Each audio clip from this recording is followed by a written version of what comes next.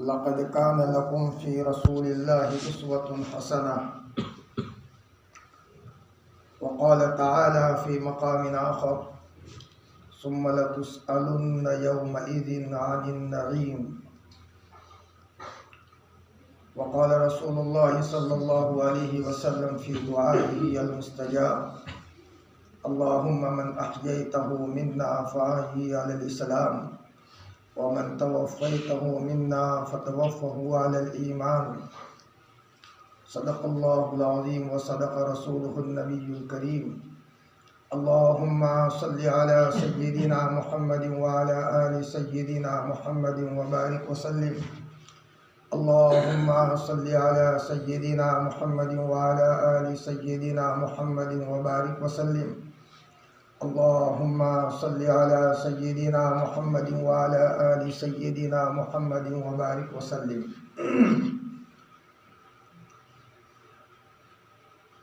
بہت محبت کے قابل میرے عزیز دینی ایمانی بھائیوں، اللہ تعالیٰ خلوص نیت کے ساتھ کچھ دیر ایمانی مذاکرہ کرنے کی توفیق عطا فرمائے جو ہم سب کے لیے مفید ہے۔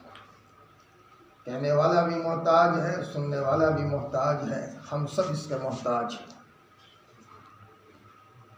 اس سے پہلے مجلس میں یہ بات آئی تھی کہ جب تک ایمان پر اور ایمانی اعمال پر انشراح نہیں ہوگا، وہاں تک آدمی کے قدم مضبوطی سے جم نہیں سکتے۔ جب بھی کسی میدان میں آدمی کو انشراح ہوتا ہے تو صبح قربانی دیتا ہے، شام قربانی دیتا ہے، خود قربانی دیتا ہے، اس کی فیملی بھی قربانی دیتی ہے، بلکہ چھوٹے چھوٹے بچے بھی باپ کو قربانی میں ساتھ دیتے ہیں۔ لیکن یہ اس وقت تک کی بات ہے کہ جس وقت اس چیز کے معاملے میں اس گھر کے ذمہ دار کو انشراح ہو۔ میں جو کام کر رہا ہوں، میں نے جو کمپنی لگائی ہے، میں نے جو دکان کو کھولا ہے، میں جو کھیتی باڑی کر رہا ہوں یا جس تجارت میں میں لگا ہوں، مجھے مکمل انشراح ہے آج نہیں تو کل میری پوری فیملی اس کے ذریعے سے سکھی ہوگی۔ جب تک یہ انشراح نہیں ہوتا وہاں تک آدمی کے قدم لڑکھڑاتے ہیں۔ ہو سکتا ہے آج چھوڑ دیں، آج نہیں تو کل چھوڑ دیں، کل نہیں تو 1 مہینے کے بعد چھوڑ دیں۔ اور جب کسی چیز پر انشراح ہوتا ہے تو اپنی پوری صلاحیت، اپنا مال، اپنی جان اور اپنی پوری فیملی، اپنا پورا کٹمب اور قبیلہ آدمی اس کے پیچھے لگانے کو تیار ہو جاتا ہے۔ جس مذہب اسلام سے حضرت نبی کریم صلی اللہ علیہ وسلم حضور کے طفیل میں اللہ تعالیٰ نے ہمیں جس مذہب اسلام سے ہمیں وابستہ فرمایا، یہ مذہب اسلام اور یہ ایمان ایسی قیمتی دولت ہے، جیسا کہ میں نے اس سے پہلے کہا تھا کہ اس کی ہر چیز نرالی ہے۔ ایمان کی بنیاد پر ہمارا رشتہ اللہ پاک سے جڑا۔ اللہ پاک کی ذات نرالی ہے، ہر عیب سے پاک ہے، اس سے بڑا کوئی نہیں۔ ایسا طاقتور ہے کہ اسی کو قدرت کہا جاتا ہے کہ وہ قدرت ہے، ساری صفات کو جامع ہے۔ معبود ہونے کے لیے جن جن صفات کی ضرورت ہے وہ ساری کی ساری صفاتیں اللہ پاک میں موجود ہیں۔ ہزاروں سجدے کریں لیکن اللہ کا شکر ادا نہیں کر سکتے کہ اللہ تعالیٰ نے ہمارا رشتہ ایسی ذات کے ساتھ اپنے ساتھ اللہ تعالیٰ نے ہمارے رشتہ وابستہ فرمایا، موت تک یہ رشتہ باقی رہے۔ اور اسی ایمان کی بنیاد پر ہمارا رشتہ ہوا محمد الرسول اللہ صلی اللہ علیہ وسلم سے۔ حضرت نبی کریم صلی اللہ علیہ وسلم میں سارے صفات ایک نبی اور جامع ہونے کے تعلق سے جو ہونے چاہیے، سارے صفات اللہ تعالیٰ نے آپ میں عطا فرمائے تھے۔ اور اللہ کے رسول اللہ کے اتنے لاڈلے تھے، اتنے چہیتے تھے کہ حدیث میں آتا ہے کہ بیت اللہ اور حرم جب سے بنایا گیا ہے، اس حرم کی حرمت کو کسی کے لیے اللہ پاک نے پامال کرنے کی اجازت نہیں دی، لیکن حضرت نبی کریم صلی اللہ علیہ وسلم کے خاطر فتح مکہ کے موقع پر تھوڑی دیر کے لیے حرم کی حرمت کو اٹھا دیا تھا۔ اس میں قتل و قتال کر سکتے ہیں، اسلام کو غلبے کے لیے اس میں گویا کہ قتال کی اجازت ہے، اگلے انبیاءوں میں سے کسی کو اس کی اجازت نہیں تھی، اور یہ اجازت ملی ہے محمد الرسول اللہ صلی اللہ علیہ وسلم کو۔ ایسا نبی اللہ پاک نے ہمیں عطا فرمایا کہ نبی کی ایک ایک سنت میں جان ہے۔ اسی نبی کے طفیل میں اللہ پاک نے ہمارے ہاتھے میں قرآن پاک کا تحفہ عطا فرمایا۔ قرآن پاک ایسی دوائی ہے، اگلی امتیوں کو جو کتابیں ملی تھی وہ دوائیں ایسی تھی کہ اس کا ایکسپائری ڈیٹ مختصر وقت کے لیے ہوتا تھا، یہاں تک کتاب رہے گی پھر ختم، اس کا پاور ختم، دوسری شریعت آئے گی یہ کتاب منسوخ۔ لیکن حضرت محمد الرسول اللہ صلی اللہ علیہ وسلم کے ذریعے سے جو کتاب ہمیں عطا فرمائی ہے اس کا پاور تا صبح قیامت چلے گا، قیامت کی صبح تک قرآن پاک آن بان کے ساتھ موجود رہے گی۔ دوسرا، اگلی کتابوں میں وہ پاور نہیں تھا، جو پاور بڑے سے بڑے فتنے سے نمٹنے کا پاور اللہ پاک نے قرآن پاک میں عطا فرمایا ہے۔ سب سے بڑا پاور اور سب سے بڑا فتنہ جو اس دنیا میں پیدا ہونے والا ہے وہ دجال کا فتنہ ہے۔ ہر نبی نے اپنی امت کو دجال کے فتنے سے ڈرایا تھا، لیکن دجالی فتنے سے بچنے کا نسخہ اگلی کتابوں میں نہیں تھا، وہ نسخہ اللہ پاک نے قرآن پاک میں عطا فرمایا ہے۔ ایک ایک آیت میں تاثیر ہے، اس کی ایک ایک آیت معجز ہے، عاجز کرنے والی ہے، بلکہ یہاں تک کہ اگر آدمی قرآن پاک کو مضبوطی سے پکڑ رکھے گا تو اگر انسان کے عقائد میں کمزوری ہوگی، انسان کے اعمال میں کمزوری ہوگی، یہ قرآن پاک اس کو ٹھیک کر کے رکھ دے گا۔ قرآن پاک میں اللہ پاک نے ایسی طاقت عطا فرمائی ہے۔ اسی نبی کریم صلی اللہ علیہ وسلم کے طفیل میں اللہ پاک نے ہمیں ایسا بیت اللہ عطا فرمایا کہ جب اس کا منظر دیکھتے ہیں تو آنکھوں میں سے آنسو آتا ہے۔ 24 گھنٹے جس کی طرف لوگ طواف کرتے ہیں، اور اسی کے بالمقابل 7ویں آسمان پر اللہ پاک نے بیت المعلیٰ کو بنایا ہے، فرشتے جس کا طواف کرتے ہیں۔ یہ بیت اللہ حضور کے طفیل میں اللہ نے عطا فرمایا۔ حضور کے طفیل میں اللہ پاک نے 2 عیدیں ہمیں عطا فرمائی۔ حضور کے طفیل میں اللہ پاک نے ہم کو رمضان المبارک کا مہینہ عطا فرمایا۔ حضور کے طفیل میں ہمیں ایسے احکام عطا فرمائے جو اگلی امت کو دیے نہیں گئے تھے۔ روایت میں آتا ہے کہ اگر انسان کے بدن میں 360 جوڑ اللہ نے بنائے ہیں، ہر جوڑ کی طرف سے صدقہ کرنا آدمی کے لیے ضروری ہے، روزانہ صدقہ کریں۔ اب 360 روپے کہاں سے لائے؟ صحاباؤں نے پوچھا نبی کریم صلی اللہ علیہ وسلم سے، تو آپ نے فرمایا سبحان اللہ کہنا صدقہ ہے، الحمدللہ کہنا صدقہ ہے، تکلیف دینے والی چیز کو راستے سے ہٹا دینا صدقہ ہے، کسی کو راستہ بتا دینا صدقہ ہے، فرمایا بھٹکے ہوئے کو راہ دکھا دینا یہ صدقہ ہے۔ بلکہ روایت میں یہاں تک آتا ہے نبی کریم صلی اللہ علیہ وسلم نے فرمایا مرد اپنے جذبات اپنی بیوی کے ذریعے سے پورا کرے اس پر بھی صدقہ ہے۔ صحاباؤں نے فرمایا یا رسول اللہ اس میں تو آدمی اپنے جذبات پورا کرتا ہے، اس میں صدقہ؟ آپ علیہ السلام نے فرمایا اگر غلط جگہ پر اپنے جذبات کا استعمال کرتا گناہ ہوتا کہ نہ ہوتا؟ بھلا اس سے بہترین شریعت کون سی ہو سکتی ہے کہ آدمی اپنے جذبات کی تسکین بھی کر رہا ہے، روپے پیسے خرچ نہیں کیے، سونا چاندی خرچ نہیں کیا، اور اس نے کسی اندھے کو راستہ نہیں دکھایا، اور اس نے کوئی بہت بڑا کام نہیں کیا، اپنے جذبات کی تسکین کر رہا ہے، تب بھی اس کے اوپر اللہ تعالیٰ صدقے کا ثواب عطا فرماتے ہیں۔ یہ ہے نبی کریم صلی اللہ علیہ وسلم کے طفیل میں یہ اس امت کو یہ قیمتی نسخے عطا فرمائے ایمان کے نتیجے میں۔ لیکن شرط یہ ہے کہ یہ ایمان ہمارے پاس زندگی بھر باقی رہے، اور جب دنیا سے جائے تو ایمان کی حالت میں دنیا سے جائے۔ نعمت کا مل جانا ایک نعمت ہے، لیکن نعمت کے اوپر مداومت کا ہونا، ہمیشہ وہ نعمت باقی رہے، یہ ایک مستقل الگ نعمت ہے۔ اور اسی ایمان کی بنیاد پر موت کے بعد آدمی کے سامنے جنت کی نہریں ہوگی، دنیا کی ساری نعمتوں کو بھول جائے گا، یہ کوئی حیثیت نہیں رکھتا، لیکن شرط یہ ہے کہ آدمی اس ایمان کو بچا کر کے جائے۔ اس لیے آپ علیہ السلام نے فرمایا اگر کوئی آدمی 12 رکعت کا اہتمام کرے گا سنتوں کا، فجر سے پہلے 2 رکعت سنت، ظہر سے پہلے 4 رکعت سنت، 4 اور 2 6 ہوئی، ظہر کے بعد 2 رکعت سنت 8 ہوئی، مغرب کے بعد 2 رکعت سنت، عشاء کے بعد 2 رکعت سنت، آپ نے فرمایا یہ جنت میں داخل ہوگا۔ سوال یہ پیدا ہوتا ہے کہ ہر ایمان والا جنت میں جائے گا، ادنا سے ادنا ایمان والے کو اللہ پاک جنت عطا فرمائیں گے۔ اس میں سنتوں کی کیا خصوصیت ہے؟ شارحین فرماتے ہیں جو آدمی سنتوں کا اہتمام کرے گا اس کے نتیجے میں اللہ پاک اس نے خاتمہ عطا فرمائیں گے، اس نے خاتمہ ملے گا تبھی تو جنت کا دخول ہوگا۔ پتہ چلا معمولی اعمال کی بنیاد پر انسان کو حسن خاتمہ کی بشارت دی گئی ہے۔ اب یہ ایمان کتنی قیمتی دولت ہے، صبح شام اللہ تعالی ہمیں اس نعمت کا استحضار کر کے کبھی کبھی ٹھنڈے آنسو اپنے آنکھوں میں سے بہانے کی اللہ توفیق عطا فرمائے۔ روایت میں آتا ہے اللہ تعالیٰ حضرت جبرائیل کو بلائیں گے، فرمائیں گے جبرائیل ذرا مجھے یا حنان یا منان کی آواز آ رہی ہے، ذرا جاؤ جہنم میں کوئی آدمی ہے جو مجھے پکارتا ہے یا حنان یا منان کہہ کر۔ جبرائیل کو آواز نہیں آ رہی، اللہ پاک سن رہے ہیں۔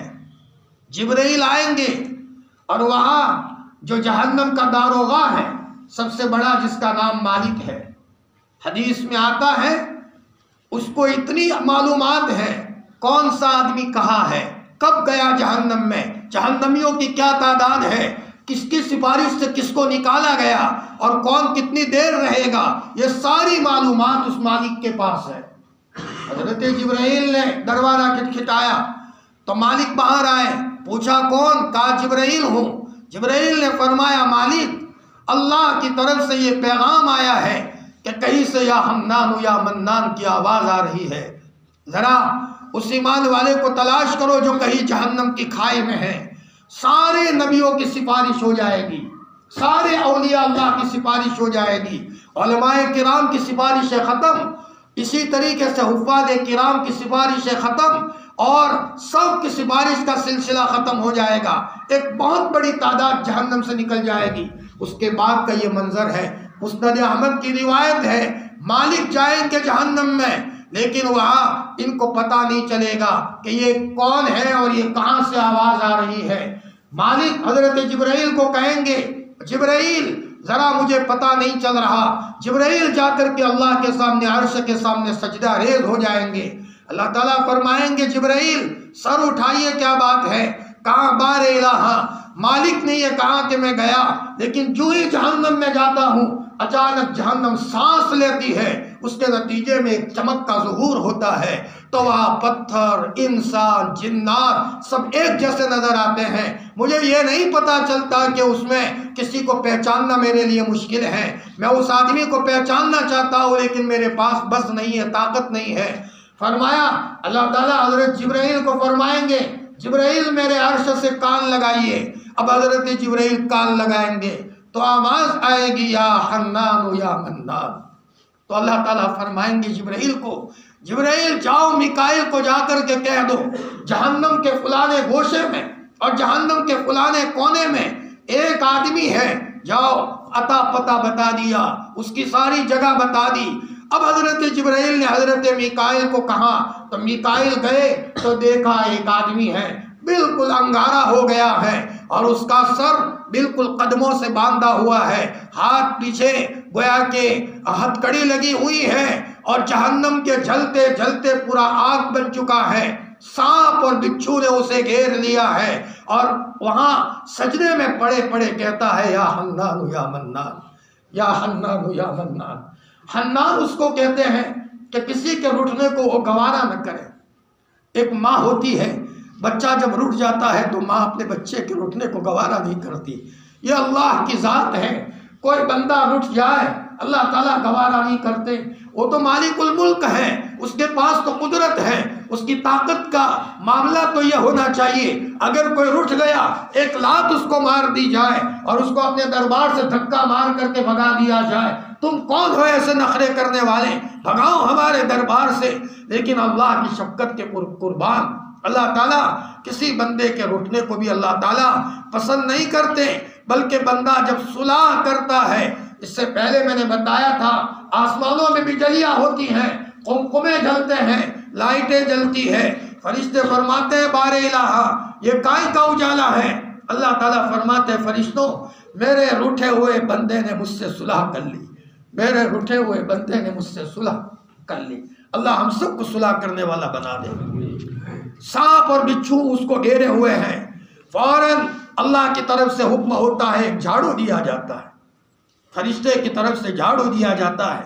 جو ہی جھاڑو دیا جاتا ہے سانپ اور بچھو نیچے گر جاتے ہیں۔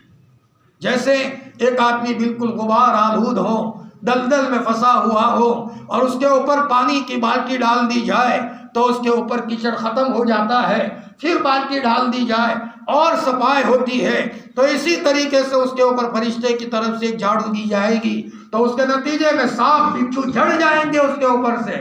اللہ کے حکم سے دوسری جھاڑو دی جائے گی، ساری زنجیریں کھل جائے گی، ساری مشکیں اس کی کھول دی جائے گی، اور اس کو لے کر لے جایا جائے گا اللہ کے دربار میں۔ اللہ تعالیٰ کے سامنے جا کر کے یہ بندہ سجدہ ریز ہو جائے گا، اور جہنم کے عذاب کے نتیجے میں چہرہ بالکل بدل گیا تھا، انگارہ بن گیا تھا، چہرے کی شکل بگڑ گئی تھی۔ اللہ تعالیٰ نے اللہ فرمائیں گے میرے بندے کیا میں نے تجھ کو خوبصورت نہیں بنایا تھا؟ میں نے تیرے پاس امر بالمعروف نہی عن المنکر کرنے والے نہیں بھیجے تھے؟ میرے بندے میں نے تیرے پاس فرشتوں کو نہیں پاتا، نبیوں کو نہیں بھیجا تھا؟ میں نے تیرے لیے کیا نہ کیا انتظام کیا تھا؟ بندہ کہے گا بار الہ سب کچھ تھا، یہ میری بھول ہو گئی، میں معافی کا اقرار کرتا ہوں۔ اللہ کی طرف سے کہا جائے گا ان کو نہر میں گوتا لگا دو اور جنت میں ان کو داخل کر دو، اور ان کے پیشانی پر لکھ دیا جائے گا جہنمی، یعنی یہ آدمی جہنمی تھا، لیکن اللہ تعالیٰ نے اپنے فضل و کرم کی بنیاد پر اس کو جہنم سے نجات دے کر جنت کا داخلہ عطا فرمایا۔ کس کی بنیاد پر؟ ایمان کی بنیاد پر۔ اسی لیے جب موقع ملے یا حنان یا منان، یا حنان یا منان، نعمت تو مل گئی ہے، ایک چھوٹا سا خزانہ اور ہیرا ہمارے پاس ہو، تجوری میں رکھتے ہیں، پھر اور تجوری میں رکھتے ہیں، لاک پر لاک لگاتے ہیں، ایسا بہترین ایمان اللہ پاک نے اپنے فضل و کرم کی بنیاد پر عطا فرمایا ہو، جتنا بھی شکریہ کے طور پر جانور ذبح کرے اتنا کم ہے، جتنا بھی صدقہ کرے اتنا کم ہے، فرمایا لیکن شرط یہ ہے کہ اس ایمان کی حفاظت کا نظام ہے۔ آج چاروں طرف مسلمانوں پر حالات ہیں، ہمارے یہاں خصوصاً مجلس جوانوں کی جو رکھی جاتی ہے، اس لیے کہ یرغمال کیا جا رہا ہے، جوانوں کو کڈنیپ کیا جا رہا ہے، ان کو اٹھایا جا رہا ہے، اسلام کے تعلق سے اعتراض کر کے ان کے دلوں میں نئے نئے اعتراض پیدا کر کے مختلف شکلوں میں جن کا کوئی لینا دینا نہیں، ان کو قرآن سے دور کرنے کی کوشش کی جا رہی ہے، ان کو مسجدوں سے دور کرنے کی کوشش کی جا رہی ہے۔ حضرت نبی کریم صلی اللہ علیہ وسلم کی ذات اقدس کے تعلق سے کبھی کوئی منحوس زمانہ کوئی جملہ استعمال کر کے گویا کہ آپ علیہ السلام کے تعلق سے لوگوں کے دلوں میں دراڑیں پیدا کرنے کی کوشش کی جا رہی ہے، لیکن میرے عزیزوں، میرے جوانوں، جو نعمت اللہ پاک نے ہمیں عطا فرمائی ہے، خدا پاک کی قسم بڑے بڑے بادشاہوں کے خزینے میں یہ چیز نہیں ہے۔ اللہ ہمیں اس ایمان کی قدر کی توفیق عطا فرمائے، ہو سکے اللہ کبھی توفیق دے، 2 رکعت پڑھی، پھر 2 رکعت پڑھی، پھر 2 رکعت پڑھی، پھر 2 رکعت پڑھی، قائم ہے کہ شکریہ میں نے تو نہیں مانگا تھا، میرے اللہ نے اپنے فضل و کرم کی بنیاد پر عطا فرمایا۔ اور ایمان والا اللہ کو اتنا چاہیتا ہے، میلے کچیلے کپڑے میں ہو، کپڑے سیدھے سادے ہو، بلکہ پیون والے کپڑے ہو، جوتیوں کا ٹھکانہ نہ ہو، اس کے پاس رہنے کا مکان کا ٹھکانہ نہ ہو، لیکن اگر دل کے گہرائیوں میں ایمان ہے، یہ ایسا اللہ کا چہیتا ہے کہ اس کے چہرے کو دیکھ کر دنیا کے لوگوں کو اللہ تعالیٰ رزق دیتے ہیں۔ لا تقوم الساعة حتى يقال في الارض اللہ اللہ، جب تک ایک اللہ اللہ کہنے والا باقی رہے گا، اللہ تعالیٰ اس کے نتیجے میں پوری دنیا کے نظام کو جھو کا تو باقی رکھیں گے۔ یہ ایمان اللہ پاک نے ہمیں عطا فرمایا۔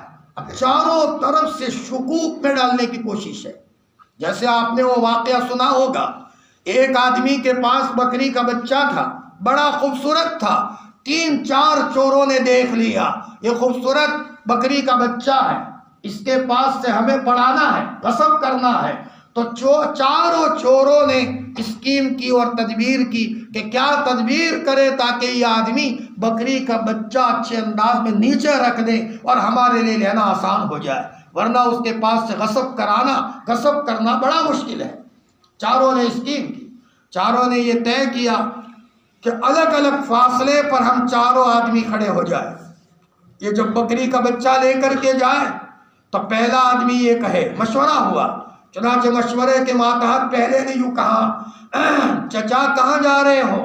فلانی جگہ جا رہا ہوں. ٹھیک ہے، آپ بڑے سمجھدار آدمی ہو، لیکن سمجھ نہیں آتا ہمیں کہ اتنے سمجھدار ہو کر کتے کے بچے کو کیوں اٹھایا ہے آپ نے؟ کتے کا بچہ؟ میرے پاس تو بکری کا بچہ ہے. آپ کی آنکھوں کی بھول ہے چچا، ذرا آپ بھول کر رہے ہو. ہمیں صاف نظر آتا ہے کہ آپ کتے کے بچے کو اٹھائے ہوئے ہو. اب ذرا کوئی بھی آدمی کسی کو یہ جملہ کہے تو وہ تھوڑا آگے پیچھے ہوتا ہے. ہو سکتا ہے میرے دیکھنے میں کوئی شک ہو، چاہے 100 مرتبہ دیکھا ہو، لیکن کوئی تھوڑا سا کنفیوز کرنے والا کوئی آدمی کسی جملے سے کسی کو کنفیوژن میں ڈال دے تو اس کے نتیجے میں آدمی کا دماغ ڈاوا ڈول ہوتا ہے. تو وہ تھوڑا آگے پیچھے ہوا. اب شک تو ہوا، اس نے کہا تو جھوٹ بولتا ہے. آگے گیا، دوسری نویلی میں گیا تو پھر آگے وہاں گلی میں ایک دوسرا چور کھڑا تھا. اس نے کہا چچا شرم آتی ہے نہیں آتی؟ ایسے بہترین انسان ہو کر کتے کے بچے کو اٹھا کر جا رہے ہو. اب ذرا پہلے والے نے جو بات کہی اس کی تھوڑی تائید ہو رہی ہے ایک دوسرے آدمی سے، تو وہ اور شک میں پڑ گیا. لیکن اس نے کہا تم جھوٹ بول رہے ہو، میں نے پیسوں سے خریدا ہے اور یہ تو بکری کا بچہ ہے. تھوڑا سا آگے گئے تو وہاں جانے کے بعد پتا چلا تیسرا آدمی وہاں کھڑا ہے. وہ یہ کہہ رہا ہے چچا ذرا شرم تو کرو، ایسی عمر میں آپ کتے کے بچے کو رکھ کر کے کیا کرو گے؟ انداز تھوڑا اس انداز میں کیا، وہ اور شک میں پڑا. تو وہ کہا واقعی جب دو نے کہا، پہلے نے کہا، دوسرے نے کہا، تیسرے نے کہا، کوئی معاملہ گڑبڑی میں ضرور ہے. اب تھوڑے آگے گئے تو چوتھے نے اور مہذب انداز میں ٹھگنے کی بات کہی. اس لیے کہ آج کل دنیا میں ٹھگ لوگ بھی بہت زیادہ ہیں. ایک صاحب بمبئی سے ٹرین میں بیٹھے، دیکھا اور چوروں کی ایک ٹیم تھی کہ اس آدمی کے پاس قیمتی ہیرا ہے. پہلے ہی سے پتا چل گیا تھا کہ ان کے پاس ہیرا ہے. تو چوروں کی ٹیموں کا سسٹم یہ ہوتا ہے کہ ایک جگہ تک وہ لوگ جائیں گے، پھر وہاں تک ہاتھ میں نہیں آیا تو جو دوسری ٹیم مثلا سورت اسٹیشن سے بیٹھے گی وہ اس کو حوالہ دے دیں گے، اس کے پاس قیمتی ہیرا ہے، ہمارے ہاتھ میں نہیں آیا، تم پیچھا کرو. لیکن یہ پوری لنک ملی ہوئی ہوتی ہے آپس میں. چنانچہ بمبئی سے پیچھا کیا لیکن اس کے پاس یہ ہیرا نظر نہیں آیا. سورت سے ٹیم بیٹھی، اب سورت سے بیٹھ کر ان کا پیچھا کیا لیکن وہ ہیرا نظر نہیں آیا. ادھر ادھر کوشش تو بہت کی. چنانچہ احمد آباد سے وہ ٹیم بدلی، تیسری ٹیم کو کہا ذرا بھائی اس کے پاس ہیرا ضرور ہے، ہمیں اس کا پورا پروف ملا ہے لیکن نظر نہیں آ رہا ہے کہاں. چنانچہ احمد آباد سے ایک گروپ بیٹھا، اس کو بھی اس کی ترتیب بتا دی. اب آخری گروپ تھا، اس کے بعد تو وہاں ٹرین سے اترنا ہے. تو پھر آخری گروپ میں سے ایک آدمی نے اس چچا کو کہا چچا ایک بات آپ کو کہنا ہے. بتائیے کیا بات ہے؟ کہا بات یہ ہے کہ یہ تو طے ہے کہ آپ کے پاس ہیرا ہے، بمبئی سے آپ کا پیچھا کیا گیا ہے، بمبئی سے پیچھا کیا گیا، سورت سے الگ جماعت بھی چڑھی، احمد آباد سے بھی الگ جماعت چڑھی، آپ کو پکڑنے کے لیے پالنپور سے بھی ایک جماعت سوار ہوئی، لیکن سمجھ نہیں آ رہا کہ آپ نے رکھا کہاں ہے. آپ کو بالکل کچھ نہیں چھڑیں گے ہم، لیکن ہمیں داؤ کا تو پتا چلے، ہم آپ کو چھوڑ دیں گے، آپ اتنا بتا دیجئے پلیز، ہم پر احسان کیجئے. تو اس نے کہا اچھا. تو پھر یہ کہا کہ ایسا کرو تم مجھے چھیڑو گے تو نہیں کہ نہیں.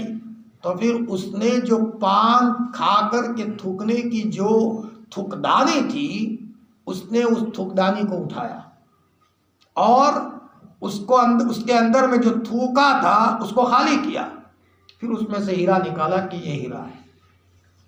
سیدھی سی بات ہے، کسی کا تصور میں نہیں آ سکتا کہ اس کے اندر میں ہیرا رکھا ہوگا جس میں تھوکا جا رہا ہے. آج کے زمانے میں ہر ایمان والے کو ایسے ہی ہوشیار ہونے کی ضرورت ہے.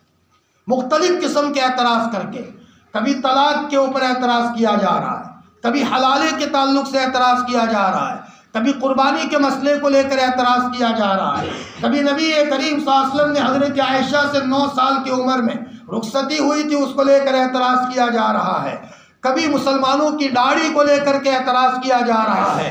ایک نہیں دسیوں مسائل ہیں. ان مسائل کے ذریعے سے اعتراض کر کے مرد مسلم کے ایمان کو کھوکھلا کرنے کی کوشش کی جا رہی ہے.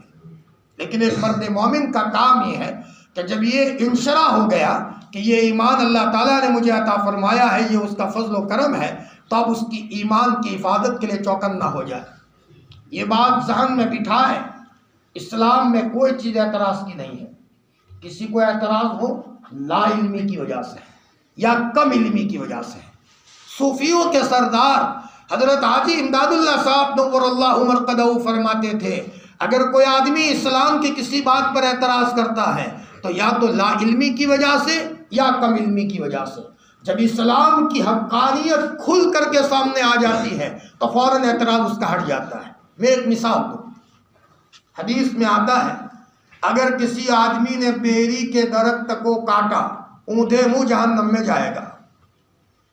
ایک صاحب کہنے لگے مول صاحب حدیث میں آیا ہے کہ اگر کوئی آدمی بیری کے درخت کو کاٹے گا تو اونھے منہ جہنم میں جائے گا۔ میں نے کہا عجیب بات ہے، مذہب اسلام میں بیری کا درخت کاٹنے کی بھی اجازت نہیں۔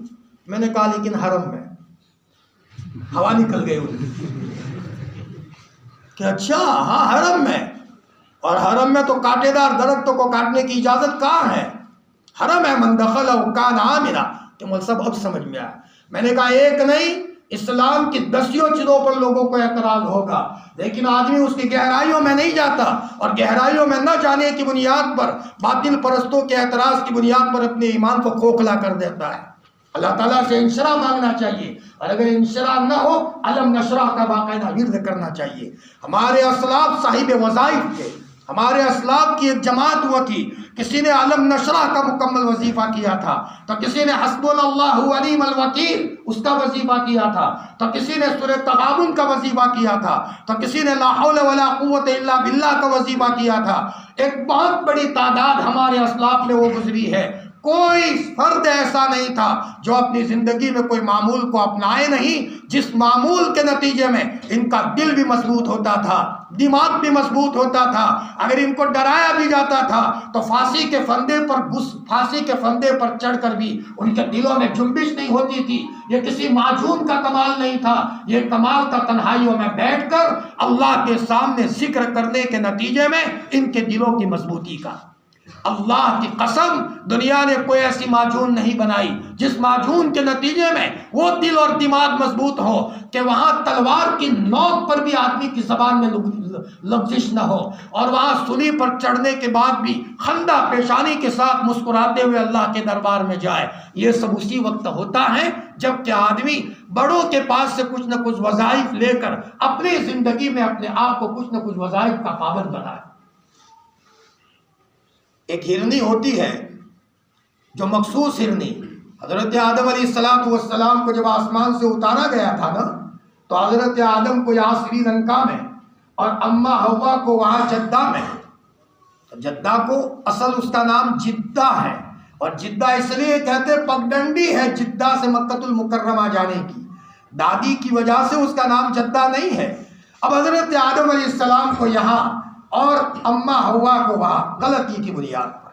میرے بھائیوں، جب جنت جیسے ماحول میں حضرت آدم موجود ہے، حضرت حوا موجود ہے، جہاں باغ ہی باغ ہے، جنت ہی جنت ہے، کوئی سوال ہی نہیں، لیکن غلطی کے نتیجے میں جنت میں ٹک نہیں پائے۔ اپنے گھروں میں جنت کا ماحول ہوگا، گناہ کرو گے جنت کا ماحول ختم۔ جب بابا آدم جنت میں ہونے کے باوجود گناہ کے نتیجے میں ان کو جنت سے اترنا پڑا، اور حضرت آدم کو وہاں سری لنکا میں اور اماں حوا کو وہاں جدہ میں اللہ نے دور دور کر دیا، اور فرمایا پورا خاندان تتر بتر ہو گیا۔ اپنے خاندان کو یکجا کرنا چاہتے ہو، محبت سے ملانا چاہتے ہو تو آنا پڑے گا جنتی اعمال پر، ورنہ اگر جہنمی اعمال کیے، گناہ کیا تو گھر میں بہترین قسم کی روزی کی برکتیں تھی، چین اور سکون تھا، اطمینان تھا، لیکن گناہ کے نتیجے میں اللہ تعالیٰ نے جنت کا ماحول ہمارے پاس سے کھینچ لیا۔ مطلب یہ کہ برکتیں ختم ہو گئی۔ وہ جب حضرت آدم علیہ السلام دنیا میں اترے بہت روئے ہیں، اللہ اکبر۔ اور یاد رکھو، اللہ اگر کسی کو رولائے شکایت نہ کرے ہو، اس کو اللہ آب زمزم دینا چاہتے ہیں۔ میری بات دھیان سے سننا، سونے کے خزانوں میں رہنے والا وہ نہیں پا سکتا جو حالات کی انگیٹھی میں اور حالات کے تھپیڑوں میں چلنے والا جو پا سکتا ہے۔ فرشتے اس کو تسلی دینے آئیں گے۔ میں اللہ کی قسم کھا کر مسجد میں بیٹھ کر کہہ رہا ہوں، شرط یہ ہے انما اشکو بثی وحزنی الی اللہ، میرے ربا میں اپنے رنج و غم کی شکایت تیرے دربار میں کرنے آیا ہوں، بس کسی سے نہ کہے اور پر امید رہے، آج نہیں کل انشاءاللہ آب زمزم نکلے گا اس کے دل سے۔ کب نکلے گا کوئی گارنٹی نہیں، لیکن 40 سال پر بھی آب زمزم نکل گیا، 40 سال کی تکلیف بھول جاؤ گے۔ دنیا سے جاتے جاتے اللہ نے وہ سکھ کے دن دکھائے، ساری تکلیف ہم بھول جائیں گے۔ حضرت یعقوب علیہ السلام پر حالات آئے، 40 سال تک بیٹے یوسف سے دور رہے لیکن روئے ہیں۔ اللہ کو بہت رحم آیا، حضرت جبرائیل کو بھیجا، اللہ سب دیکھتے ہیں میرے بندے پر حالات ہیں۔ تو حضرت یعقوب علیہ السلام نے پوچھا جبرائیل یہ تو بتا دو میرا یوسف حیات ہے یا نہیں، مجھے بہت یاد آئی ہے میرے لاڈلے یوسف کی۔ تو حضرت جبرائیل نے کہا حیات ہے، وقت آئے گا اللہ ملاقات کرائیں گے۔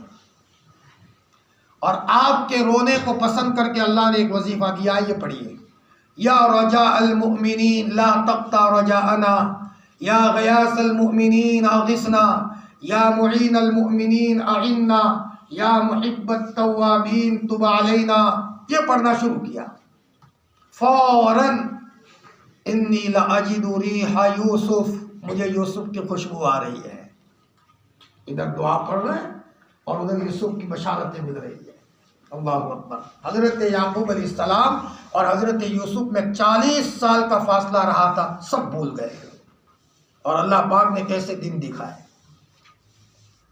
اس لیے کڑوے حالات آئے نا امید نہیں ہونا، پر امید بنے، میرا اللہ مجھے ضائع نہیں کرے گا، پر امید رہ کر کے مانگے۔ اب حضرت آدم علیہ السلام اور حضرت حوا، کہا حضرت آدم اور کہا حضرت حوا، دونوں روتے رہے۔ ایک موقع پر حضرت آدم علیہ السلام کے پاس ایک ہرنی تسلی دینے کے لیے آئی، تفسیر مظہری نے نقل کیا ہے، اور یہ کہا اکیلے تو روتے بہت تھے۔ اللہ تعالیٰ کو یہ ادا بہت پسند آئی خیر خواہی کی اس ہرنی کی، تو اس کے نافے میں اللہ نے مشک پیدا کر دیا، اسی مخصوص ہرن کی نسل میں۔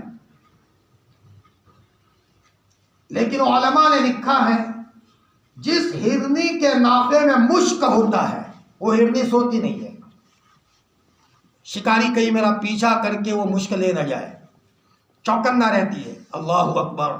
ایک ہرنی مشک کے نتیجے میں چوکنا، اور میرے اللہ نے جو ایمان دیا ہے جس کے نتیجے میں جنت کی حوریں اللہ پاک عطا فرمائیں گے۔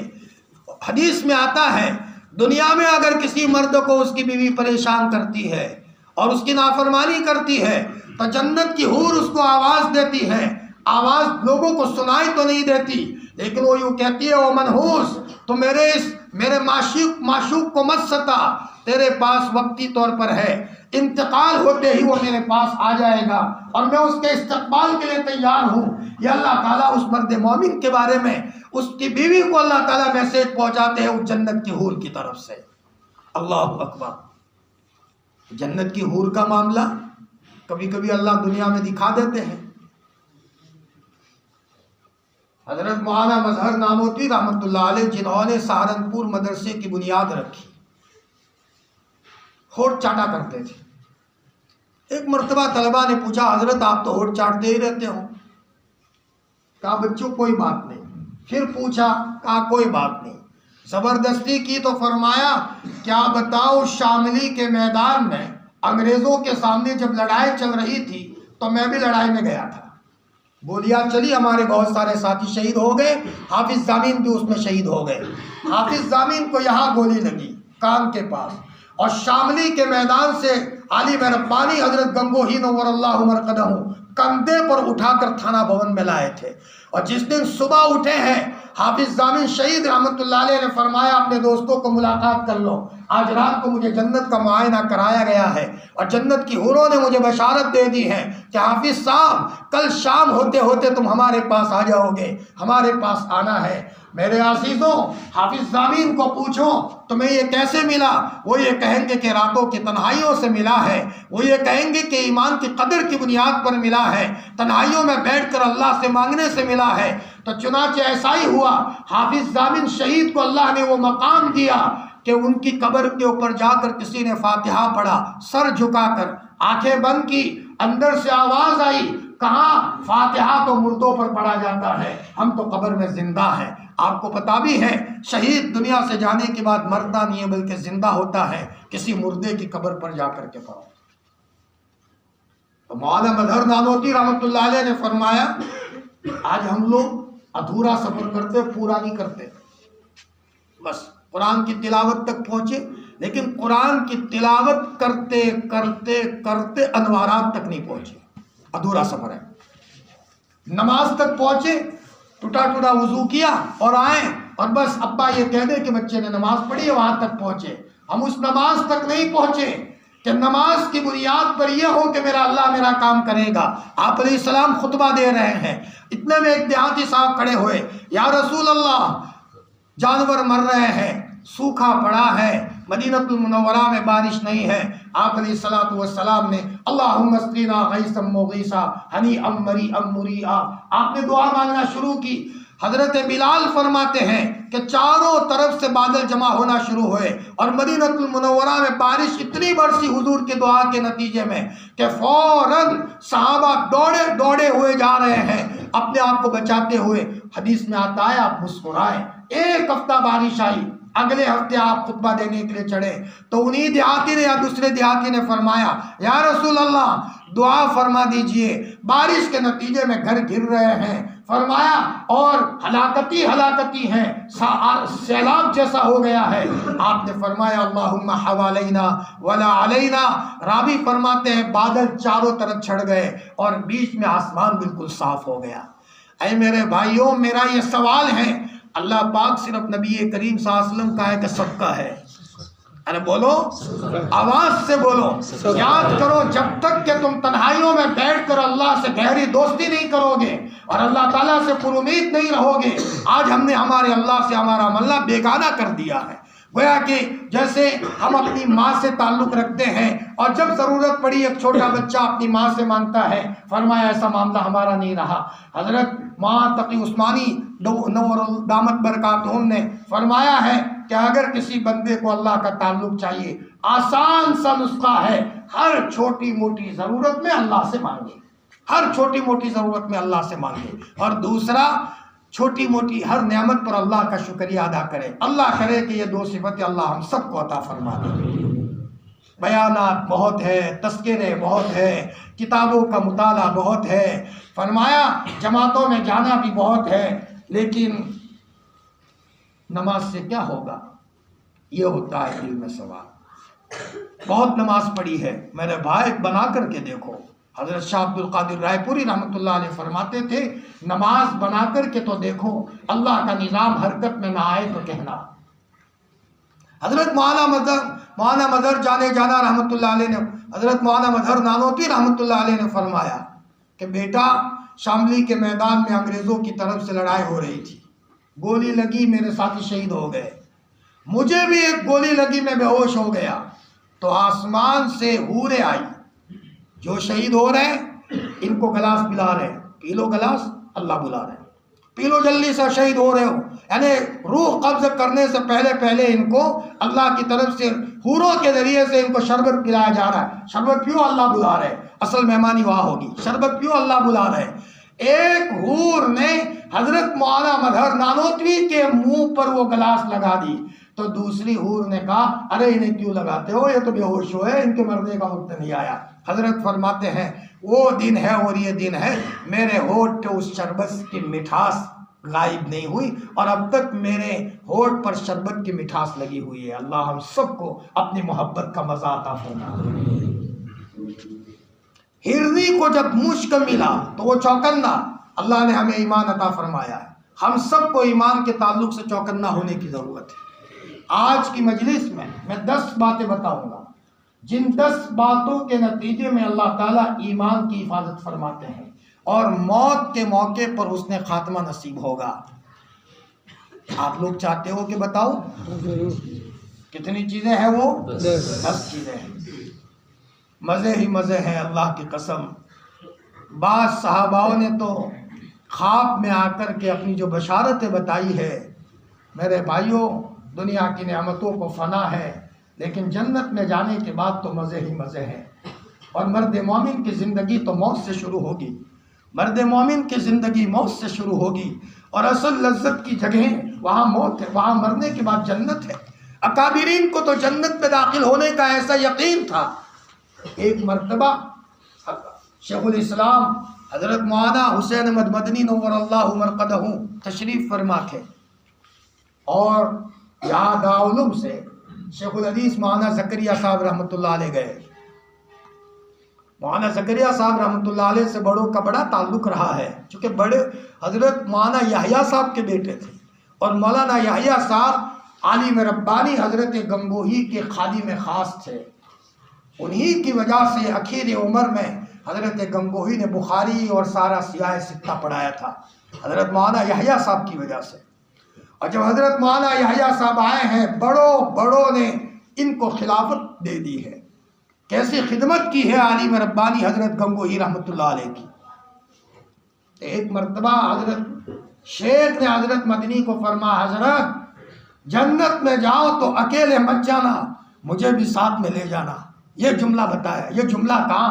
حضرت شیخ رحمۃ اللہ علیہ نے حضرت مدنی رحمۃ اللہ حضرت مدنی رحمۃ اللہ علیہ کو کہا۔ حضرت شیخ کی عمر چھوٹی تھی۔ حضرت مدنی مسکرائے اور کہا انشاءاللہ لے جاؤں گا۔ یہاں لکھنے والوں نے لکھا ہے کہ حضرت مدنی رحمۃ اللہ علیہ تو صاحب کشف تھے، دیکھ لیتے تھے زمین پر بیٹھے ہوئے ایسے اکابرین گزرے ہیں کہ زمین پر بیٹھے ہوئے لوح محفوظ کو پڑھ لیتے تھے۔ اللہ اکبر، ذکر کی بنیاد پہ۔ حضرت مولانا خلیل احمد صاحب امبیٹوی، حضرت شیخ کے شیخ، جن کو اللہ نے بہت بڑا مقام دیا تھا، ان کے پاس جب کوئی آتا، حضرت دعا فرمائیے میرا بچہ 12ویں پڑھتا ہے، کامیاب ہو جائے۔ ٹھیک ہے بیٹا میں دعا کرتا ہوں، فائنل اس کا کامیاب ہونا۔ جس کے بارے میں یہ کہے ٹھیک ہے میں دعا کرتا ہوں، کامیاب ہونا فائنل، یہ مشہور تھا علاقے میں۔ لیکن جب حضرت کسی کے بارے میں کہے بیٹا تم ہی دعا کر لو، تو سمجھ جاؤ فیل ہونا طے ہے۔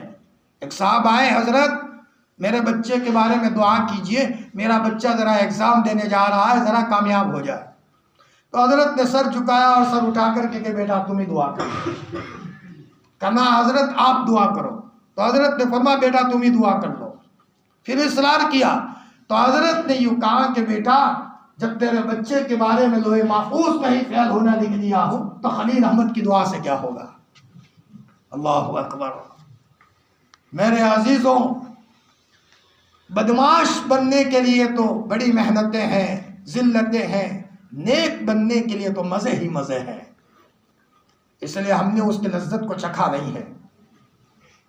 اس لیے آج کی مجلس میں ایمان کی حفاظت کے سلسلے میں 10 چیزیں لکھ کر کے لایا ہوں۔ میں نے کہا آپ کو بتاؤ، چونکہ ہم چاہتے ہیں جوان آئے، خصوصاً چونکہ آج کل زیادہ حملے جوانوں پر ہو رہے ہیں، اور انشاءاللہ ہم یہ چاہتے ہیں کہ جو اعتراضات اسلام کے تعلق سے کیے جا رہے ہیں، ہم مدلل ایک ایک چیز کو لے کر کے ان جوانوں کو جواب دینا چاہتے ہیں۔ لیکن ہماری مجلس کے ابھی افتتاح ہے، شروعات ہے۔ انشاءاللہ آہستہ آہستہ جب جوان آئیں گے، ہمارے یہ جوان، ان کے ذریعے سے اللہ تعالیٰ نے کیا صلاحیتیں رکھی ہیں، ہر جوان کے دل میں اللہ نے ولایت کا مادہ اور پاور رکھا ہے، وہ جوان اس کے لیے تیار ہو، لہذا اس کے لیے پہلے ہم زمین ہموار کر رہے ہیں۔ پہلی چیز یہ ہے ایمان کی حفاظت کے سلسلے میں جو تھوڑی مشکل ہے، نظر بد سے اپنے کو بچانا۔ اللہ ہم سب کو توفیق دے دے۔ ایمان کا نور نکل جاتا ہے، زہریلا تیر ہے۔ پہلے زمانے میں زہریلا تیر چھوڑا جاتا تھا، اور زہریلا تیر جب کسی کے بدن میں گیا تو وہ خون کے راستے سے ایک ایک عضو میں زہر گھس جاتا ہے۔ آنکھ بھی پیلی پیلی، زہر گھس گیا اس میں، کان میں بھی زہر کا اثر۔ کتنی بہترین بات فرمائی ہے، صلاۃ و سلام ہو آپ کی قبر اطہر پر، کہ نظر زہریلے تیروں میں سے ایک تیر ہے، ایمان کا نور نکل جاتا ہے۔ آج کا جو جوان جنید بغدادی بننے والا تھا، بایزید بستامی بننے والا تھا، وقت کا مولی الیاس بننے کی صلاحیت رکھتا ہے، کیونکہ رونا اس کو بھی آتا ہے، لیکن وہ روتا ہے صرف بیماری کے موقع پر۔ اگر وہ تندرستی میں مسلح پکڑ کر اللہ کے سامنے روتا تو جنید بغدادی جس راستے پر چلے تھے اور بایزید بستامی جس راستے پر چلے تھے اور مولانا علی میاں جس راستے پر چلے تھے، یہ جوان اسی راستے پر سفر شروع کر دیا ہے۔ آج نہیں تو انشاءاللہ کل وقت وہ آئے گا کہ اس کی دعاؤں میں تاثیر ہوگی اور اللہ اس کے گھرانے کو اور اس کی اولاد کو چمکائیں گے۔ اے میرے جوانوں، او میرے عزیزوں، ذرا دشمن کی چالوں کو سمجھ کر اپنے دل کے اوپر ایک آرا چلاؤ اور اپنے دل کے جذبوں کو ٹھیس پہنچاؤ، لیکن اللہ کو راضی کرنے کا ٹھان لو۔ ہم یہ کہتے ہیں کہ ذرا بس نہیں ہوتا، بھائی ذرا ہماری ہمت کی کمی ہے، ورنہ کسی نے کہا ہے کہ اگر کوئی آدمی اگر کوئی نظر بد کر رہا ہو جس لڑکی کے اوپر، اس لڑکی کا باپ وقت کا بادشاہ ہو اور وہ یہ کہے دیکھ کرتے تو بتاؤ میری لڑکی کی طرف، تمہاری گردن کو جلاد کے ذریعے سے اڑا کر کے کر دوں گا میں اور پھانسی کے پھندے پر چڑھا دوں گا، تو بہترین خوبصورت سے خوبصورت عورت سامنے کیوں نہ ہو، لیکن وہ سولی کے ڈر سے آدمی اپنی نگاہ کو نیچی کر لیتا ہے۔ اللہ کرے کہ اللہ کے خوف کے نتیجے میں جس دن ہم اپنی نگاہ کو نیچی کرنا شروع کریں گے، فوراً ہمارے پورے گھر کا رویہ بدل جائے گا، در و دیواریں سلام کرنا شروع کرے گی، ہمارے دلوں میں سے بہترین آوازیں آئے گی، تلاوت کا شوق بڑھ جائے گا۔ یہ سب کچھ اس لیے آگ لگ گئی ہے سارے اچھے جذبات پر کہ نظر بد ایک ڈاکو بن کر کے ہمارے دلوں پر سوار ہے۔ اللہ ہم سب کی حفاظت فرمائے۔ شیخ عبداللہ اندلوسی جیسا وقت کا شیخ کامل، حال یہ تھا کہ صرف ایک نظر پڑ گئی تھی عیسائی لڑکی پر، تو کیا ہوا؟ وقت کے جنید ان کے شاگرد اور کیسے کیسے گویا کہ ان کے پیچھے ان کے مرید، لیکن حال یہ ہے کہ فوراً اس لڑکی کے دیوانے ہو گئے اور جس لکڑی کے اوپر جمعہ کا خطبہ دیتے تھے اسی لکڑی کے ذریعے سے سوروں کو چرانا شروع کر دیا۔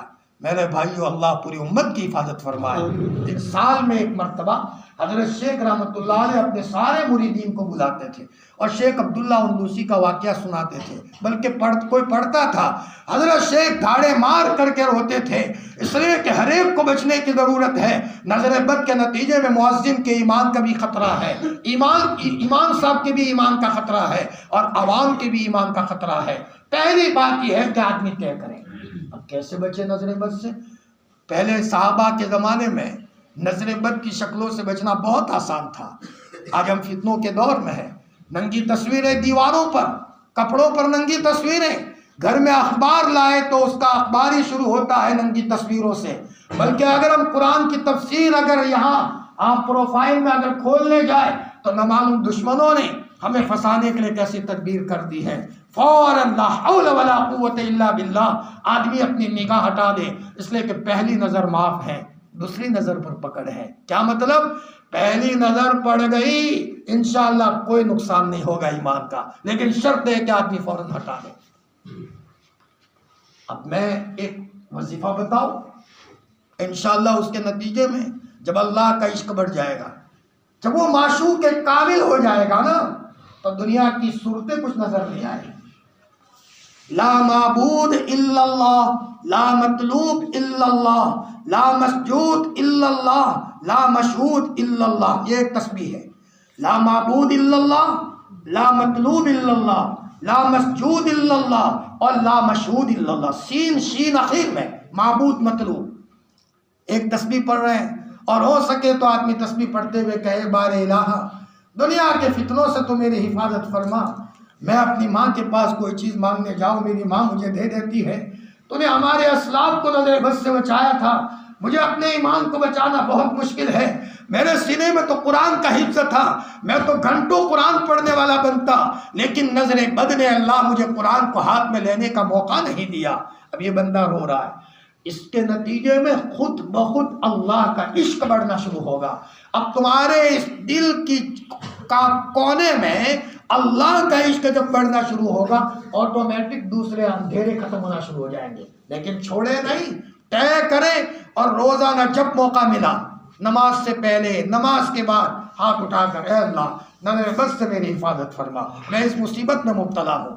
آج تقریباً اسی لیے نکھر کر کے لوگ نہیں آ رہے ہیں کہ اس گناہ کے نتیجے میں فرمایا حال یہ ہے کہ جو اندر کی صلاحیتیں باہر آنی چاہیے، چاہے وہ مدارس عربیہ ہو، چاہے بڑی بڑی دینی جگہیں ہو، اس کے نتیجے میں وہ صلاحیتیں باہر نہیں آ رہی۔ پہلی بات یہ ہے کہ اپنے آپ کو نظر بد سے محفوظ کریں۔ نظر بد کا مضمون اتنا لمبا ہے کہ کئی مجلسیں اس پر ہو سکتی ہے، موقع ملے گا انشاءاللہ اس پر ہم بیان کریں گے۔ ابھی تو ہم صرف وہ مختصر باتیں بتاتے چلے۔ ایک تو نظر بد سے بچائے، نمبر 2 ربنا لا تزغ قلوبنا بعد إذ هديتنا وهب لنا من لدنك رحمة إنك أنت الوهاب پڑھے، اس کی برکت سے اللہ ایمان کی حفاظت کریں گے۔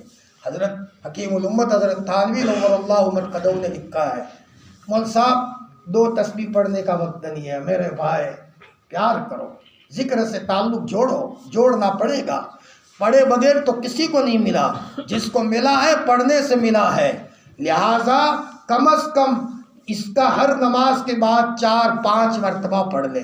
پوری تسبیح نہ پڑھ سکے تو 4-5 مرتبہ ربنا لا تزغ قلوبنا بعد إذ هديتنا وهب لنا من لدنك رحمة إنك أنت الوهاب، یہ دعا پڑھ لے، یہ حضرت تھانوی نے لکھا ہے۔ تیسری چیز صدقہ کریں، چھوٹی موٹی چیز کا صدقہ کریں، اس کی برکت سے اللہ تعالیٰ موت کے موقع پر ہماری ایمان کی حفاظت کا سامان کرے گا۔ جو ہو سکتا ہے، سالن بنایا پڑوس کو دو، صدقہ۔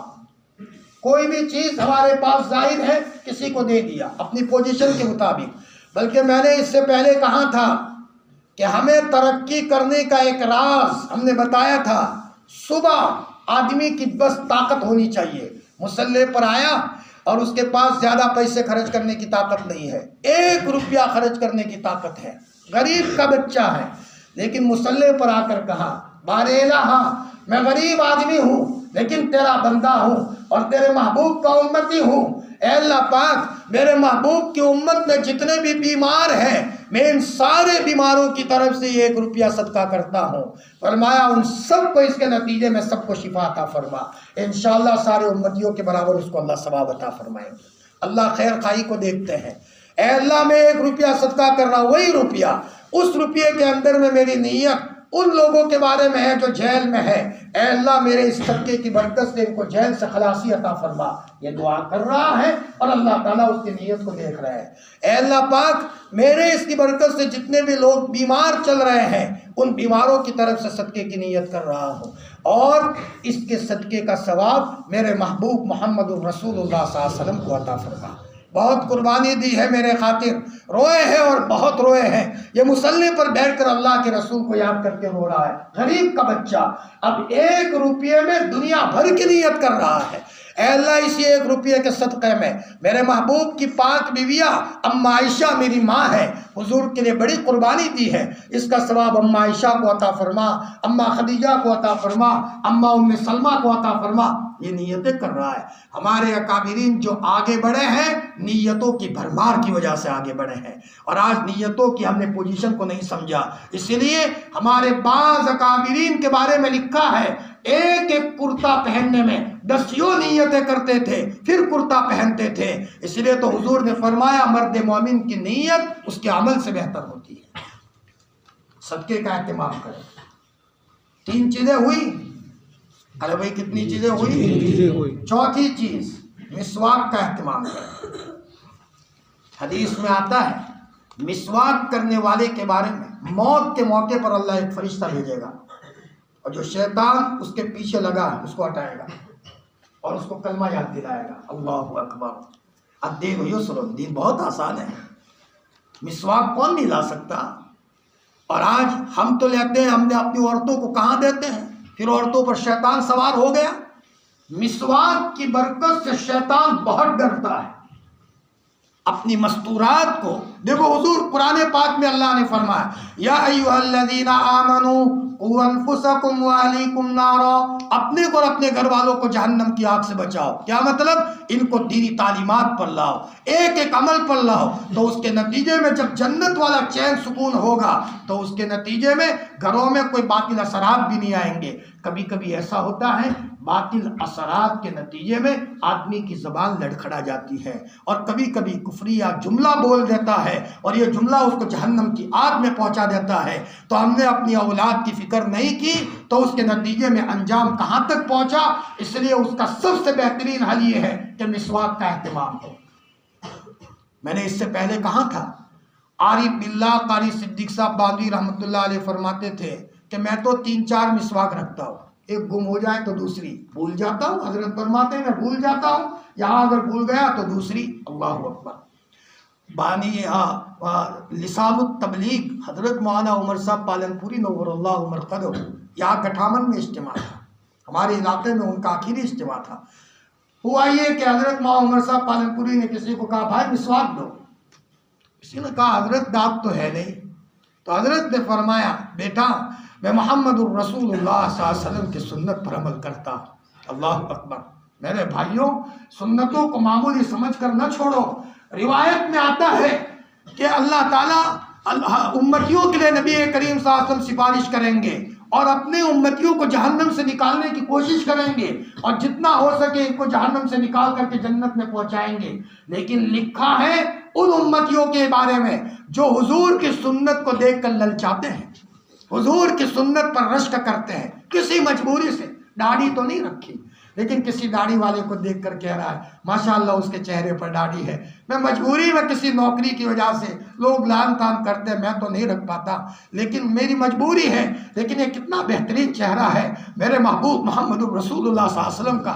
ایک پولیس والے کا ہم پر فون آیا، مولانا میں کئی مرتبہ درخواست دے چکا ہوں لیکن مجھے اس داڑھی کی اجازت نہیں مل رہی ہے، یہ دل میں آتا ہے کہ اس نوکری کو لات لگا دوں، میرے محبوب محمد الرسول اللہ صلی اللہ علیہ وسلم کی سنت پر عمل نہیں کر پا رہا ہوں۔ فرمایا اگر کوئی آدمی حضور کی سنت پر عمل کرے گا یا تو یہ کہ عمل کرنے والوں پر محبت کی نگاہ سے دیکھے گا، اللہ کے رسول صلی اللہ علیہ وسلم کی سفارش اس امتی کو نصیب ہوگی۔ اور اگر کسی نے حقیر سمجھا یہ کیا ملا کی طرح داڑھی رکھی ہے، یہ حقارت کی، علماء نے لکھا ہے ایسے امتیوں کو حضور کی سفارش نصیب نہیں ہوگی۔ اللہ پوری امت کو حضور کی سنت کا احترام عطا فرمائے۔ کام نہ کرنا الگ ہے لیکن کام کرنے والوں کو حقیر سمجھنا یہ بہت بری بات ہے۔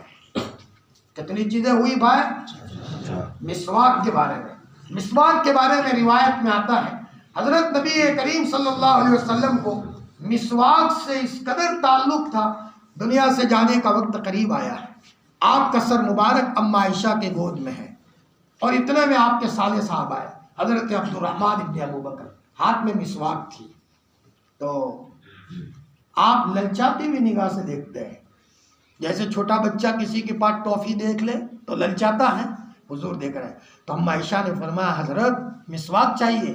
تو حضرت نے فرمایا جی ہاں۔ تو حضرت عائشہ نے لیا اور آپ نے اپنے منہ میں نرم کیا اور پھر آپ علیہ الصلوۃ والسلام نے مسواک کی۔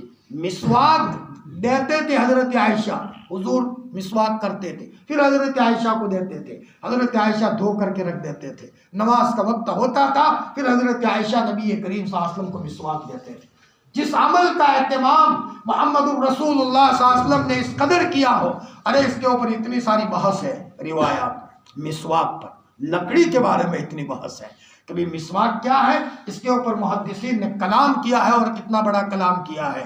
تو مسواک کا اہتمام کرنے کے نتیجے میں اللہ پاک موت کے موقع پر باقاعدہ ایک فرشتہ اتارتے ہیں اور وہ فرشتہ شیطان کو ہٹا کر اس کو کلمے کی تلقین کرواتے ہیں۔ کتنی چیزیں ہوئی؟ 4 ہوئی یا 5 ہوئی؟ پہلی چیز کیا بتائی میں نے؟ نظر بد سے بچنا، نظر بد سے۔ دوسری چیز ربنا لا تزغ قلوبنا، ربنا لا تزغ قلوبنا۔ تیسری چیز صدقہ، صدقہ۔ چوتھی چیز مسواک۔ مسواک۔ پانچویں چیز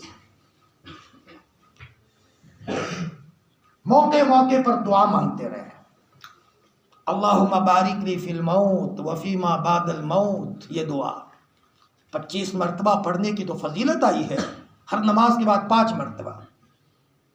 اور یا حی یا قیوم برحمتک استغیث، اے اللہ میں تیری رحمت کی فریاد، تیرے رحمت کے واسطے سے تیری فریاد چاہتا ہوں، میرے ایمان کی حفاظت کا سامان کرنا. دعا کرتے رہے. مانگنا پڑے گا، مانگے بغیر تو اللہ نہیں دیتے. بہت سارے کام ہیں ایمان والوں کے. کتنی چیزیں ہوئی؟ 5 چیزیں ہوئی. چھٹی چیز یہ ہے کہ یہ دعا مانگے، رضیت باللہ ربا وبالاسلام دینا وبمحمد نبی ورسولا. اللہ تعالیٰ سے محبت کا اظہار علماء نے لکھا ہے، وہ اس دعا سے ہوتا ہے. دوسری بھی دعائیں ہیں، یہ بھی ہے. صبح 3 مرتبہ پڑھ لے، رضیت باللہ ربا وبالاسلام دینا وبمحمد نبی ورسولا، یا صرف نبیہ جو بھی ہے روایات میں. آدمی صبح 3 مرتبہ پڑھ لے. اللہ کو یہ آدمی بہت پسند ہے. کسی بھی چیز کو آدمی جب بار بار مانگتا ہے، اللہ دیکھتے ہیں میرے بندے کو طلب ہے، اس کا اثر ہے.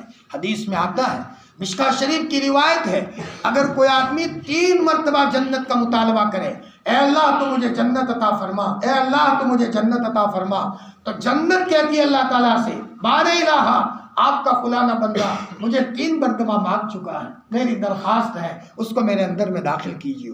اور اگر کوئی آدمی جہنم سے 3 مرتبہ پناہ مانگتا ہے، اے اللہ میں جہنم سے تیری پناہ میں آتا ہوں، تو اللہ تعالیٰ کو جہنم کہتی ہے، بار الہ تیرا فلانا بندہ جہنم سے پناہ مانگ چکا ہے 3 مرتبہ، میری درخواست ہے اس کو جہنم سے پناہ دے دے. جب جہنم کہنے پر مجبور ہو جاتی ہے تو اللہ تو کریموں کا کریم ہے، اس کے دربار میں اگر ہم مانگیں گے تو اس کے نتیجے میں اللہ پاک ہم سب کے ایمان کی حفاظت کریں گے. اور اللہ کی قسم جب دنیا سے کلمہ پڑھتے ہوئے گئے مزے ہی مزے ہیں. فرمایا موت کے بعد مزے ہی مزے ہیں، شرط یہ ہے کہ ہم ایمان کی حالت میں جائیں. بڑے سے بڑے گناہ کو اللہ معاف کر دیں گے.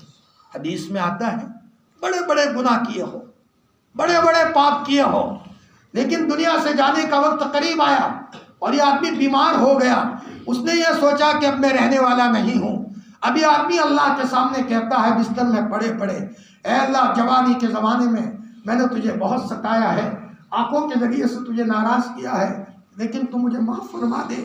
مجھے تیرے پاس آنا ہے، میں قبر میں تجھے کیا جواب دوں گا؟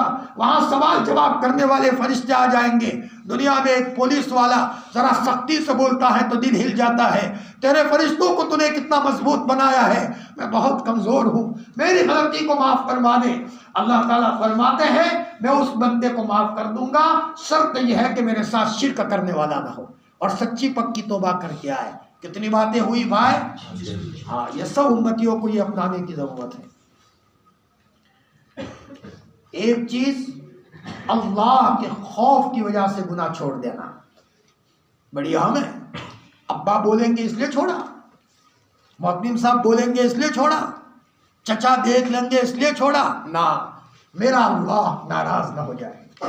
ہاں، اور میرا معشوق ہے وہ ناراض نہ ہو. اللہ کے رسول صلی اللہ علیہ وسلم کو جب طائف میں حالات آئے، خون ہے، آپ نے کیا فرمایا؟ اے میرے اللہ اگر تو راضی ہے نا تو مجھے حالات کی کوئی پرواہ نہیں ہے، بس تو راضی ہو. ارے بدن میں کیڑے پڑے ہو، سب کچھ ہو، لیکن اگر اللہ راضی ہو تو آدمی جب اللہ راضی ہے موت کے بعد اللہ تعالیٰ اس کے بدن کو بہترین کر کے پیش کر دیں گے، اس کو کوئی ٹینشن کی بات نہیں ہے. اللہ کے خوف سے گناہ چھوڑنا. روایت میں آتا ہے 7 لوگوں کو اللہ عرش کا سایہ نصیب فرمائیں گے. اس میں سے ایک وہ آدمی ہے کہ کسی آدمی کو حسین اور جمیل عورت نے اپنی طرف دعوت کی، تنہائی ہے، کوئی نہیں ہے، دروازہ بند کرنے کا موقع ہے اور اپنے جذبات کی تسکین کرنے کا موقع آیا ہے، اور سامنے وہ عورت اس کو بلا رہی ہے، کوئی نہیں دیکھ رہا. لیکن اس آدمی نے فوراً یہ سوچا میرا اللہ دیکھ رہا ہے، اور اللہ کے خوف کی وجہ سے گناہ کو چھوڑ دیا. ایسے جوان کو اللہ پاک عرش کا سایہ عطا فرمائیں گے جس زمانے میں کوئی سایہ نہیں ہوگا. اسی طریقے سے کسی عورت کو کسی حسین و جمیل مرد نے اپنی طرف دعوت دی، لیکن اس عورت نے کہا، کیا کہا کہ اللہ کے خوف کی وجہ سے اس عورت نے گناہ کو چھوڑ دیا. اس عورت کو اللہ پاک عرش کا سایہ نصیب فرمائیں گے. وہ واقعہ یاد کرو، 3 آدمی پہاڑ میں پھنسے تھے، غار کا دہانہ منہ بند ہو گیا، اس زمانے میں JCB نہیں تھا، موبائل کا سسٹم نہیں تھا، مرنے کے سوا کوئی چارہ نہیں. ہر ایک نے یہ کہا جو اللہ کے لیے عمل کیا ہو اس کا وسیلہ دو. 2 آدمی نے اپنے اپنے اعتبار سے وسیلہ دیا. ایک آدمی نے کہا بار الہ، میری چچا زاد بہن تھی، اس کو پیسوں کی ضرورت پڑی، محتاج تھی بیچاری، میرے پاس آئی تو میں نے کہا میں تم کو پیسے دینے کے لیے تیار ہوں، لیکن شرط یہ ہے کہ میرے جذبات کی تسکین تم کرنے دو، تب جا کر کے گویا کہ میں تم کو پیسے دینے کے لیے تیار ہوں. حالات کی ماری بیچاری مجبور تھی، پہلے منع کیا لیکن میں نے نہیں مانا. وہ عورت تیار ہو گئی. میں اس عورت کے پاس خلوت میں گیا، میں نے بدن پر قابو پا لیا. اس عورت نے ایک جملہ کہا، میرے بھائی اللہ سے ڈر، اللہ سے ڈر، اتق اللہ. جب اس نے یہ جملہ کہا ہے بار الہ، فوراً میں نے اپنے جذبات کو دبا دیا اور فوراً میں نے گناہ کو چھوڑا ہے. بار الہ اگر تمہیں یہ عمل پسند آیا ہو تو میں پھنسا ہوں، یہ گار کے دہانے کو کھول دے. فوراً اللہ پاک نے فرشتوں کو بھیجا اور فرشتوں کو بھیج کر اس گار کے دہانے کو کھول دیا. اللہ کے خوف سے گناہ کو چھوڑنا. آج جمعہ کی رات ہے، یہ طے کرو جو موبائل میں غلط انداز میں پھنسے ہوئے ہیں، موبائل میں غلط پھنسنے والا بچہ اپنے ماں باپ کا فرما بردار کبھی نہیں بن سکتا. وہ موبائل میں وہ کامیاب تاجر نہیں بن سکتا. وہ گاہک آئے گا تو چڑچڑاپن کے ساتھ پیش آئے گا. گندی تصویروں کو دیکھنے کے نتیجے میں گاہک سے محبت سے بات کرنے کا ڈھنگ اس کے پاس نہیں رہا. ساری ہدایت اس کے پاس سے اللہ نے چھین لی، ساری سوجھ بوجھ اس کو چھین لی. وہ اپنی بیوی پر ظلم بھی کر سکتا ہے، اپنی بیوی کو طلاق دینے کے واقعات بھی پیش آ سکتا ہے. بہت ممکن ہے کہ باپ کو تماچا بھی مار سکتا ہے. فرمایا یہ سارے گناہوں کی جڑ ہے. اس لیے آج کی اس مبارک رات میں اللہ کے خوف سے گناہ کا چھوڑنے کا عزم کرو. انشاءاللہ اس کے نتیجے میں اللہ ہمیں ایمان پر حفاظت کا انتظام کرے گا. اور ہمیں اللہ کی ہر وقت ضرورت ہے، اس کو ناراض کرنے سے کام نہیں چلے گا. کتنی باتیں ہوئی بھائی، ماشاءاللہ آپ لوگ جان سے سن رہے ہو. 8ویں چیز، اہل اللہ کی صحبتوں میں جانا. یا ایھا الذین آمنوا اتقوا اللہ وکونوا مع الصادقین. اللہ والوں کی مجلس میں جانے سے اللہ کی طرف سے انتظام ہوتا ہے حفاظت کا. اور دیکھو اللہ والوں کے ہاتھوں میں ہاتھ دینے سے پھر کیا ہوتا ہے کہ آدمی مرتد نہیں ہوتا. قاری طیب صاحب رحمۃ اللہ علیہ کی ایک مریدہ تھی ادھر سورت بلوچ میں. موت کا وقت قریب آیا، ساری عورتیں جمع ہے. اس عورت نے کہا میری فکر مت کرو، میرے شیخ آئے ہیں سامنے. قاری طیب صاحب رحمۃ اللہ علیہ مجھے کہہ رہے بہن کلمہ پڑھ لو. اللہ پاک دوسری مخلوق کو کسی نہ کسی شکل میں بھیج سکتے ہیں. حضرت تھانوی نے لکھا ہے کہ بزرگوں کے نسبتوں میں داخل ہونے کے نتیجے میں اس کے ایمان کی حفاظت کا سامان اللہ کرتے ہیں، اور موت کے موقع پر فرشتہ اس کو کلمہ یاد دلا دیتا ہے. اللہ اکبر. غریب رہے ہو کہ مالدار رہے ہو، کھانا ملا ہو کہ نہ ملا ہو، کپڑے پہن والے پہنے ہو کہ نہ پہنے ہو، موت کے موقع پر ایمان مل گیا، مزے ہی مزے ہیں. جو موت کے بعد پھر سارے مسئلے اللہ پاک آسان فرماتے ہیں. اس لیے اہل اللہ کی صحبت میں جانا ہے. کتنی چیزیں ہوئی؟ 9ویں چیز بہت اہم ہے. اذان کی جب آواز آئے تو اذان کا جواب دینا، اور اس کے بعد اللہم رب هذه الدعوة التامہ. بخاری شریف کی روایت ہے، نبی کریم صلی اللہ علیہ وسلم نے فرمایا اس کے لیے میری سفارش واجب ہو جائے گی. ملا علی قاری رحمۃ اللہ علیہ تفصیل کرتے ہوئے لکھتے ہیں یہاں کیا مطلب اس کا حسن خاتمہ یقینی، تبھی تو اللہ کے رسول سفارش کریں گے. اب کتنا آسان عمل ہے، یہ تو فیملی والا عمل ہے. ساری فیملی گھر میں اذان ہو رہی، سب خاموش ہو جاؤ، اس لیے کہ کوئی اپنے عمل سے جنت میں نہیں جائے گا، سب کو حضور کی سفارش کی ضرورت ہے. اب نبی کریم صلی اللہ علیہ وسلم سفارش کریں گے تو پھر مزے ہوں گے، اور اس کے نتیجے میں اللہ پاک ہم کو جنت کا داخلہ عطا فرمائیں گے. کتنی چیزیں ہوئی بھائی، وقت بہت زیادہ ہو رہا ہے. جی ایک تو راہ خدا میں ایک چیز ایمان کے ملنے پر اللہ کا شکر ادا کرتے رہنا. کیا کرتے رہنا؟ اللہ کا شکر. یہ 10ویں چیز. جب موقع ملا اللہم لک الحمد ولک الشکر علی الایمان، اے اللہ تو نے ایمان دیا، اس پر تیرا شکر ہے. اللہ دیکھیں گے لئن شکرتم لازیدنکم ولئن کفرتم ان عذابی. میں تو یہ کہتا ہوں جن لوگوں کو اللہ نے بہت صلاحیت دی ہو، کبھی کبھی اچانک دعوت کر لی اور وہ دل میں اللہ سے کہہ رہا ہے بار الہ میں بچہ ملنے پر یہ دعوت نہیں کر رہا ہوں، وہ بھی نعمت کی چیز ہے، لیکن تو نے مجھے ایمان دیا تھا، اچانک مجھے ایمان کا استحضار ہوا ہے تو میں اپنے خاندان کی دعوت کر رہا ہوں، یہ میرے اور تیرے درمیان کا معاملہ ہے۔ اے اللہ اس شکر گزاری پر موت کے موقع پر تو ایمان دے دینا، اور اس نیت کو دل میں چھپا دیا، ہم جانے اور ہمارا اللہ جانے۔ انشاءاللہ اس عمل کی برکت سے اللہ موت کے موقع پر اللہ فرشتے کا انتظام کرے گا۔ کرو گے بھائی؟